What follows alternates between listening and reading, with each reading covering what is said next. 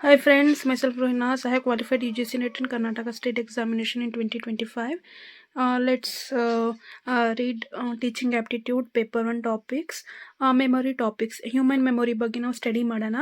ಇದರಲ್ಲಿ 3 ಟೈಪ್ಸ್ ಇದೆ. ಇದರಲ್ಲಿ secondary memory, short term memory, long term memory. Secondary memory ಅಂದರೆ ಲೆಸ್ ದೆನ್ 1 ಸೆಕೆಂಡಲ್ಲಿ ನಾವು ಇದನ್ನು ಮರಿತೀವಿ. ಶಾರ್ಟ್ ಟರ್ಮ್ ಮೆಮೊರಿ ಅಂದರೆ ವರ್ಕಿಂಗ್ ಮೆಮೊರಿ. ಇದು ಕೂಡ ನಮ್ಮ ಮೈಂಡಲ್ಲಿ ಲೆಸ್ ದೆನ್ 1 ಮಿನಿಟ್ಕಿನ್ನ ಕಮ್ಮಿ ಸ್ಟೋರ್ ಆಗುತ್ತೆ. ಒಂದು third one long term memory. ಇದು ಇಂಪಾರ್ಟೆಂಟ್ ಫ್ರೆಂಡ್ಸ್. ಇದು ಒಂದು ಕಾನ್ಸೆಪ್ಟ್ ಬಂದೇ ಬರುತ್ತೆ. ಇದರಲ್ಲಿ ಒಂದು ಕ್ವಶನ್ 100% ಶೂರ್ ಫಸ್ಟ್ ಪೇಪರಲ್ಲಿ ಬಂದೇ ಬರುತ್ತೆ, ಜನರಲ್ ಪೇಪರಲ್ಲಿ. ಇದರಲ್ಲಿ 2 types, explicit memory, implicit memory.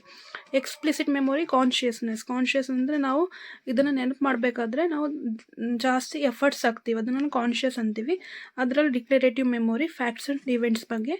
ಅದರಲ್ಲಿ 2 types, episodic memory, semantic memory. Episodic memory ಅಂದರೆ ಲೈಫ್ ಎಕ್ಸ್ಪೀರಿಯನ್ಸ್, ನಮ್ಮ ಜೀವನದಲ್ಲಿ ಏನಾದರೂ ಘಟನೆ ಎಕ್ಸ್ಪೀರಿಯನ್ಸ್ ಆಗಿದ್ದರೆ ಅದನ್ನು ನಾವು ನೆನಪಿಸ್ತೀವಿ.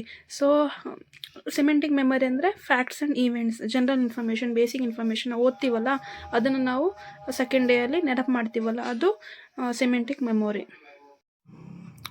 So next one implicit memory, unconscious. ಇದರಲ್ಲಿ ನಮಗೆ ಜಾಸ್ತಿ ನಾವು ಮೈಂಡಲ್ಲಿ ಎಫರ್ಟ್ಸ್ ಹಾಕಂಗಿಲ್ಲ. ಅನ್ಕಾನ್ಷಿಯಸ್ ಅಂದರೆ ಪ್ರೊಸೀಜರಲ್ ಮೆಮೊರಿ.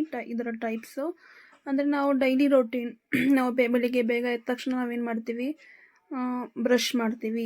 ಸೊ ಅದು ಡೈಲಿ ರೊಟೀನ್. ಅದು ನಮಗೆ ಆಟೋಮೆಟಿಕ್ಕಾಗಿ ಅನ್ಕಾನ್ಷಿಯಸ್ಲಿ ನಾವು ವರ್ಕ್ ಮಾಡ್ತೀವಿ. ಸೊ ಅದು ಇಂಪ್ಲಿಸಿಟ್ ಮೆಮೊರಿ. ಸೊ ಲೈಕ್ ಇವಾಗ ಸೈಕಲ್ ಮಕ್ಕಳಿದ್ದಾಗ ಕಲಿತಿರ್ತೀವಿ. ನಾವು ದೊಡ್ಡವರಾದಾಗೂ ಕೂಡ ಸೈಕಲ್ ನಮಗೆ ಹೊಡೆಯೋಕ್ಕೆ ಬರುತ್ತೆ. ಸೊ ಅದು procedural memory. Unconscious memory, implicit memory. Skill and ಟಾಸ್ಕ್ನ ಕಂಪ್ಲೀಟ್ ಮಾಡೋದು, ಡೈಲಿ ರೊಟೀನ್ ಮಾಡೋದು. ಈ ವಿಡಿಯೋ ಇಷ್ಟ ಆದರೆ like, share and comment, subscribe.